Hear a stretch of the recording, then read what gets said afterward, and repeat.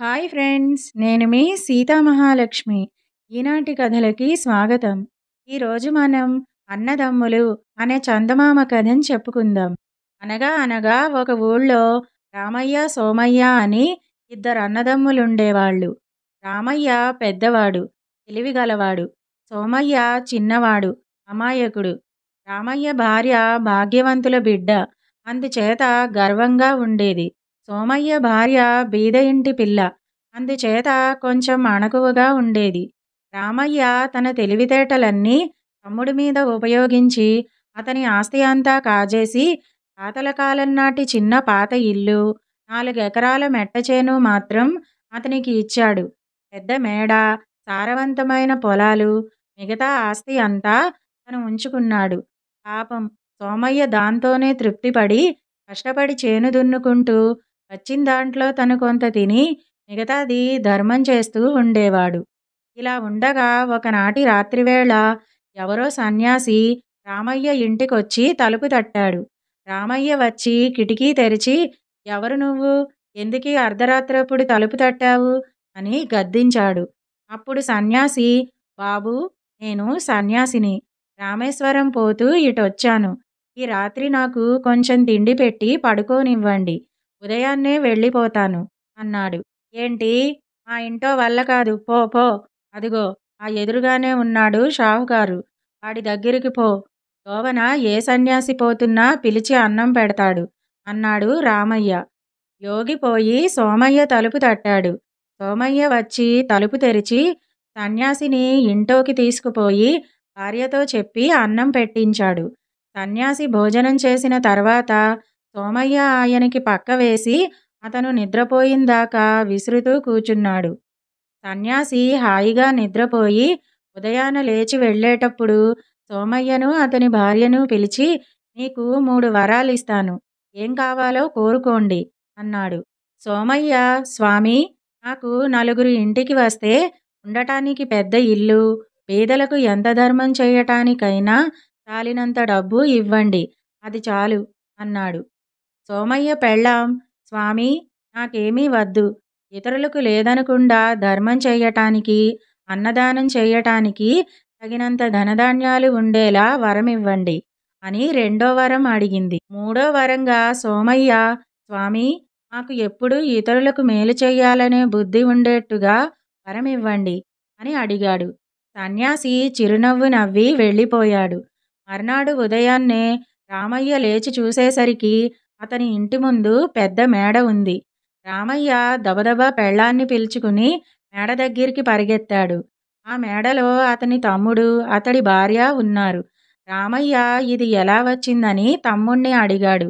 సోమయ్య రాత్రి జరిగిందంతా పూసగుచ్చినట్లు చెప్పాడు.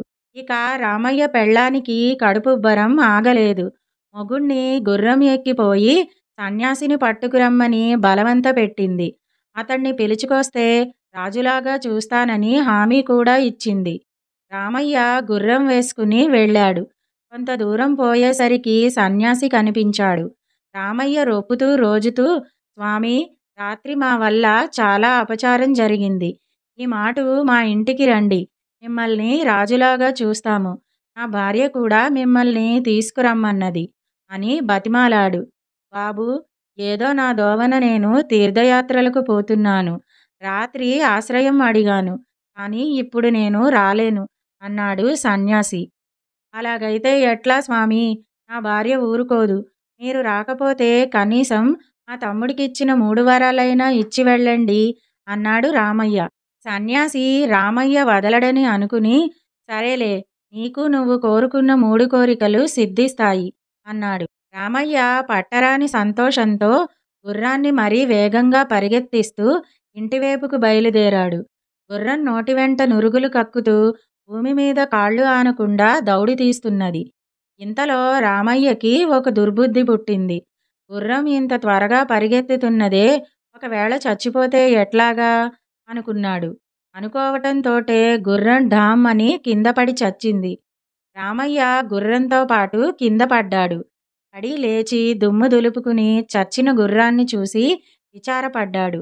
అతనికి గుర్రాన్ని వదిలిపెట్టి వెళ్ళడానికి బుద్ధి పుట్టలేదు. అయినా ఏమి చేస్తాడు? వెళ్ళక తప్పదు. గుర్రం చావనే చచ్చింది.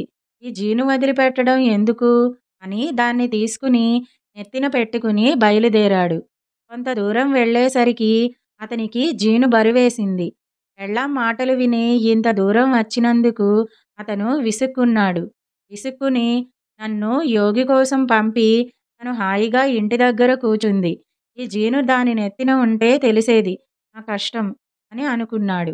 అతను అనుకోవటమేమిటి, ఆ జీను మాయమవటమేమిటి ఒక్కసారే జరిగినాయి. రామయ్య మూడింటో రెండు వరాలు ఇలా ఊరికే పోగొట్టుకుని కాళ్ళీడ్చుకుంటూ ఇంటికి వచ్చాడు. ఇంటో పెళ్ళాం కూర్చుని ఉన్నది. ఆమె నెత్తిమీద జీను ఉన్నది.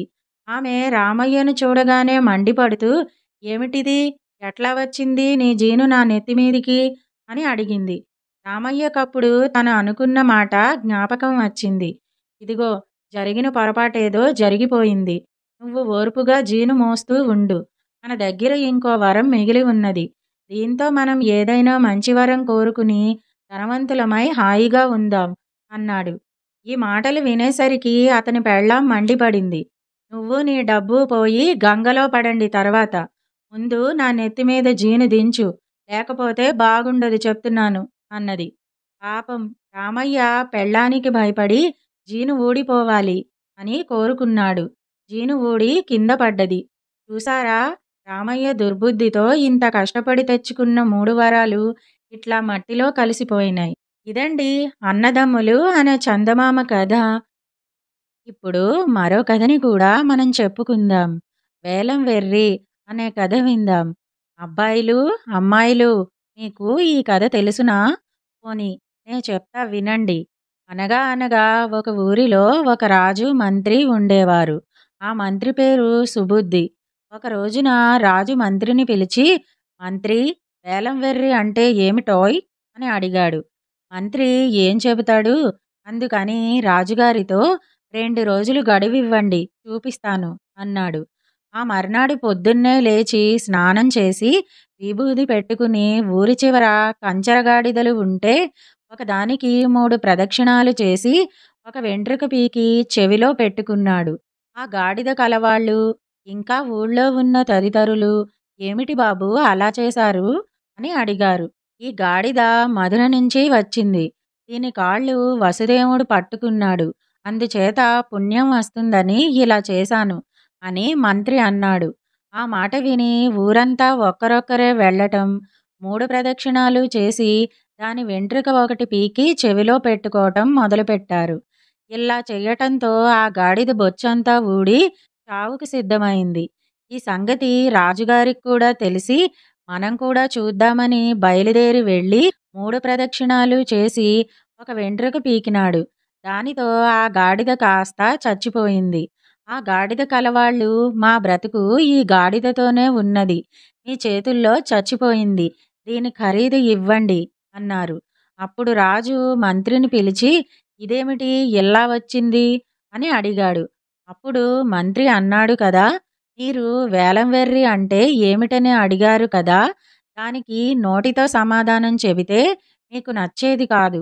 అందుకని ప్రత్యక్షంగా చూపిస్తే తెలుస్తుందని ఇలా చేశాను అన్నాడు. రాజు మంత్రి తెలివికి సంతోషించాడు. గాడిద వాళ్లకు కొంత సొమ్ము ఇచ్చి వాళ్లను ఇంటికి పంపించేశాడు. ఇదండి వేలం వెర్రి కథ. వేలం వెర్రి అనే మాటకి అర్థం ఏమిటంటే, నేటి సమాజంలో పక్కవాళ్ళు చేస్తున్నారు కదా అని అవసరం ఉన్నా లేకపోయినా ఉచితానుచితాలు ఆలోచించకుండా ఏదైనా పనిని వెర్రిగా, పిచ్చిగా చేయడాన్ని వేలం వెర్రి అంటారు. సమాజంలో ఒకడెవడో ఎందుకో వాడికేదో అవసరమై ఏదో పని చేస్తాడు. దాన్ని చూసిన వాళ్ళు ఊరుకోకుండా ఒకరిని చూసి ఒకరు, ఒకరిని మించి ఒకరు అది అవసరమైనా కాకపోయినా ఆ పనిని వెర్రెత్తినట్టు చేస్తూ ఉంటారు. ఇదే వేలం వెర్రి. ఇదండి వేలం వెర్రి అనే కథ.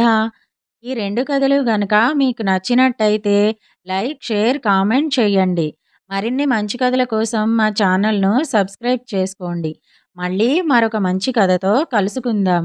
అంతవరకు వింటూనే ఉండండి ఈనాటి కథలు.